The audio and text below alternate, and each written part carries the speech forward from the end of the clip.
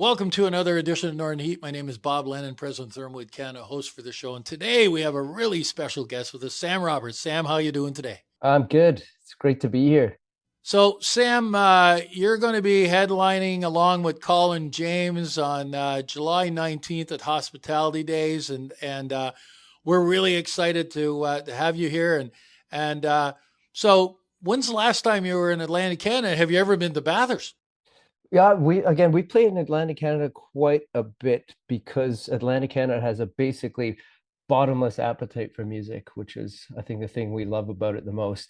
So yeah, we're constantly back in the area, but I am it's kind of surprised to say at this point that we've never played in Bathurst before. So there are not many stones that we've left unturned over the last 25 years or so. But anytime we do find a place that we're going to be sort of breaking the ice in, so to speak, then yeah, it's always an exciting prospect. So Well, it's too bad that you haven't been here before, but I know that you're going to be here, going to fall in love with it because you're coming in on. I looked at your flight schedules. We're picking you up at the airport in Moncton on Friday night, and you're playing on Saturday, so you'll be here all day, and you're staying downtown. So we're going to have Main Street all closed off on that Saturday morning, and I don't know if you're into vintage cars, but the whole Main Street is going to be all vintage cars that day, so you can walk around and check them all out. oh, that sounds great. I drove an old Ford Mustang in a vintage car parade a few years ago,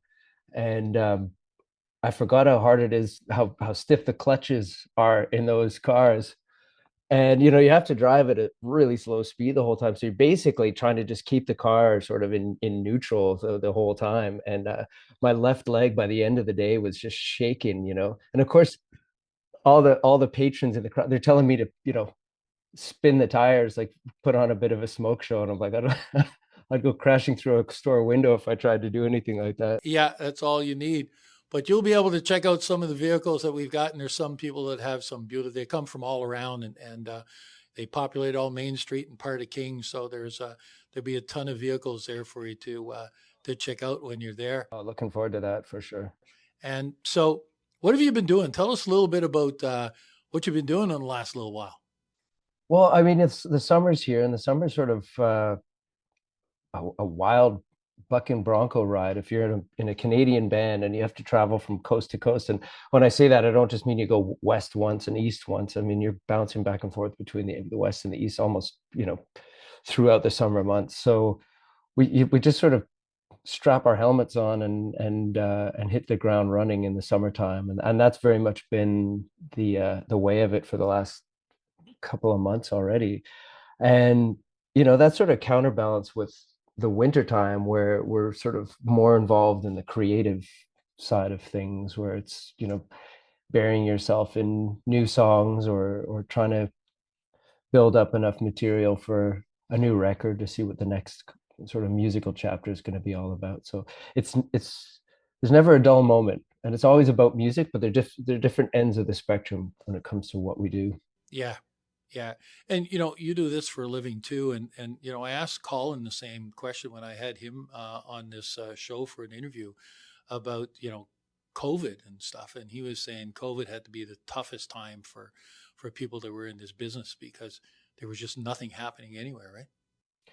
Yeah, it devastated large parts of the business, to be honest, and we're still very much on the rebuild from that, as people are in all walks of life. I think music took it hard because obviously it involves people coming together in big communal gatherings, and that was sort of the last thing that was going to happen in those days.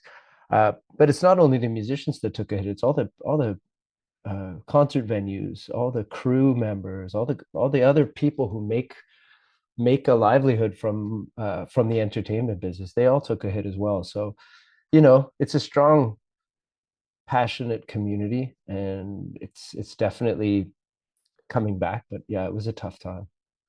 So, I had a friend of mine that lives in Montreal. He's actually from Bathurst, and um, he lives in Montreal, and his son has got afflicted with autism, and he was saying that his son went to this school, and you kind of just walked in off a street one day and to go in and play music for the kids. Is this something that you do on a regular basis? Well, not regularly enough. It is something that I've done, and that's something that I feel really passionate about for sure. Just being able to uh, bring music into the lives of young people, young people of all walks of life, and to see the effect that it has on them has just been something that yeah, I'm inspired by that in a lot of ways, and I get a lot of energy back from it. So uh, it's yeah, it's a thing you're lucky to be able to do. Music is a great gift to all of us, and if you happen to be somebody who's able to dedicate their life to that in some way, then yeah, it's you get to witness these sort of small miracles all the time. Yeah. Now you talk about, music and healing and all this stuff, but you've kind of had an interesting path. I went on Wikipedia yesterday and just looked up your name and stuff. But you started playing the violin at a very young age and kept on playing, you know, till past your teens and stuff, right? I still play, yeah. Okay. So how did that kind of match into what you're doing today? Because, there's no violins in the type of music that you're playing, right? No, although if you listen to some of the songs, even on our new record, there'll be string arrangements in the background, and I guess I'm lucky enough to be able to, write my own string arrangements and then play them as well. So I save on not having to hire a symphony orchestra to come in and bolster our recording sessions. But yeah, it's something that I've always loved classical music, and it's very much that I don't play traditional music on the violin. It's always been sort of pretty focused on the classical repertoire, and yeah, there's no way that you can separate that from the way you write your own music because you're always drawing from whatever well that you've grown up with, and for me, whether it could be melodic um parts, it could be rhythmic sort of ways of interpreting rhythm. So whether it comes out sounding like classical music or not, it's always a part of your sort of the palette that you're painting from. So yeah, it's a huge part of my life and something I'm still hacking away at. Yeah. So you talked about albums. When's the last album, and are you working on another one now? Yeah, I'm in the room right now in my basement, hiding away. You know, it's literally like any good rock and roll musician. I was just out trimming the hedges, and then I now I'm going to switch hats and Well, you do what you have to do, right? yeah, exactly. So now that the yard work is done, I can maybe focus on trying to write some new songs. So yeah, this is it's I don't have to go very far to find the space and the mindset to kind of see what music is still in there. You got any hints for people watching the show and when that new album might come out? Oh wow, that's tough. I mean, I think I'm hoping by the end of this year that it'll be finished, and then once that happens, then there's always a few months buffer while we set it up and try to make sure that we're ready to go on tour again, and that all our dates are set up, and yeah, that there's music out there to sort of like a fishing lure, kind of try to pull people in, which is always the most exciting time. When you have new music, it's literally like you have a new baby, and you're just wondering what kind of adventures are going to lie ahead. So this is now we're in the sort of the nuts and bolts part of it where you're trying to dredge out this music, and then once it's done, there's this enormous sense of just yeah, just everything being open-ended in front of you, and I love that feeling. So try not to get too ahead of myself, but I'm looking forward to it. So do you write everything yourself?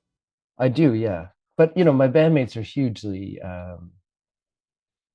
important in terms of how that's presented to the world. Because when you're five people in a studio, whether I write the music and the parts, their way of playing comes through in everything that we do, and that's where the sound of the band really comes from.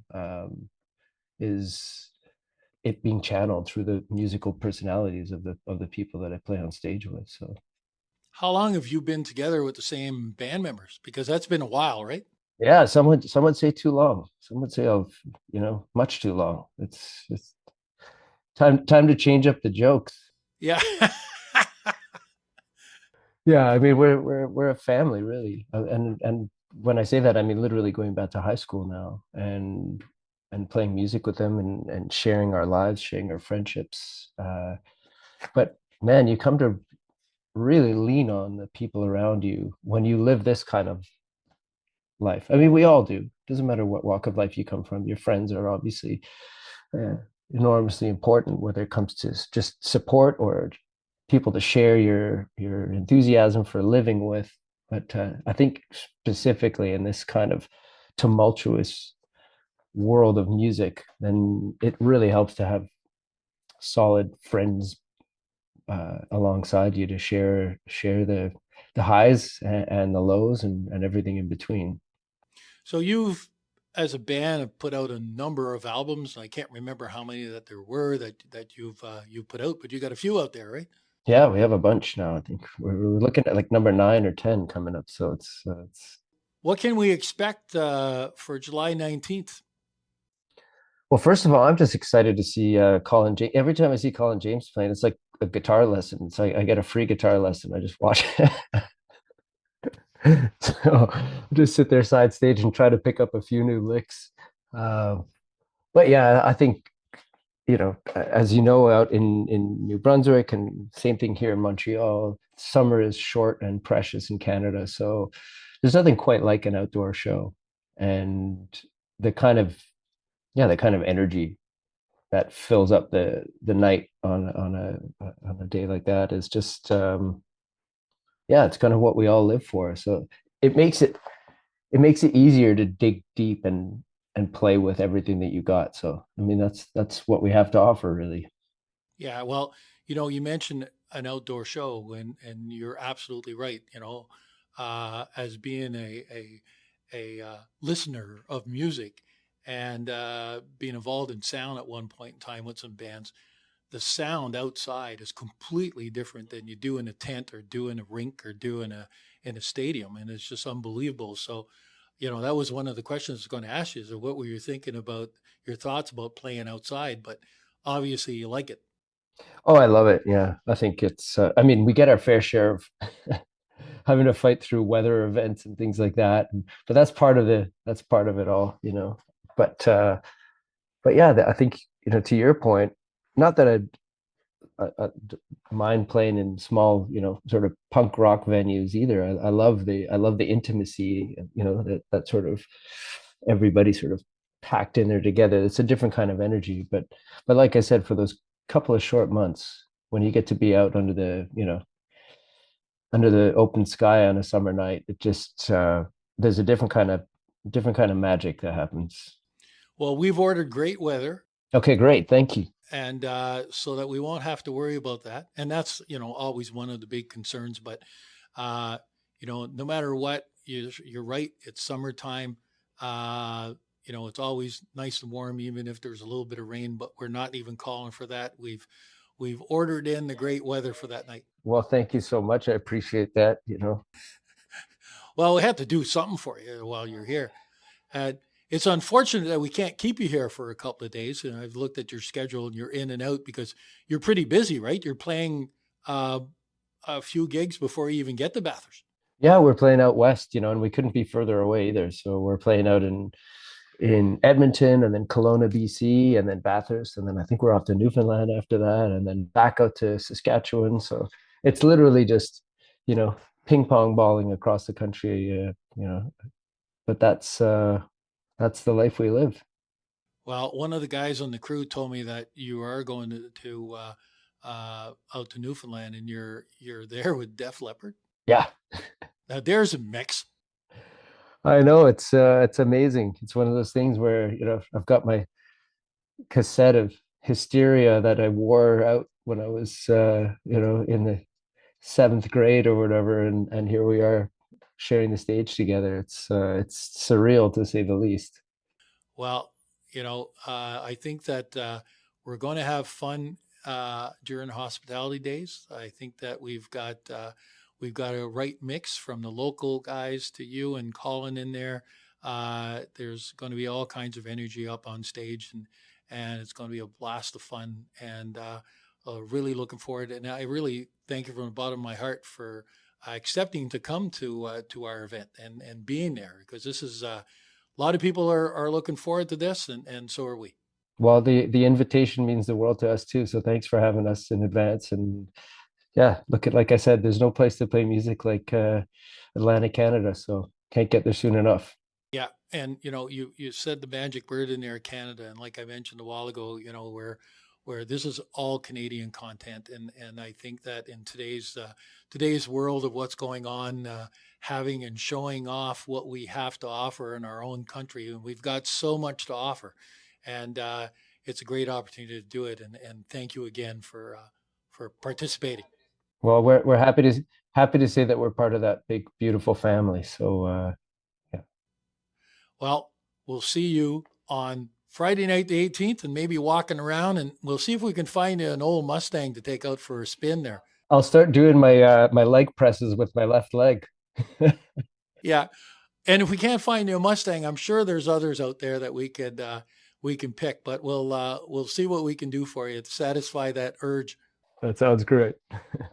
And there we have it. Another edition of Northern Heat for this week, the place you come to listen to the stories that you haven't heard before.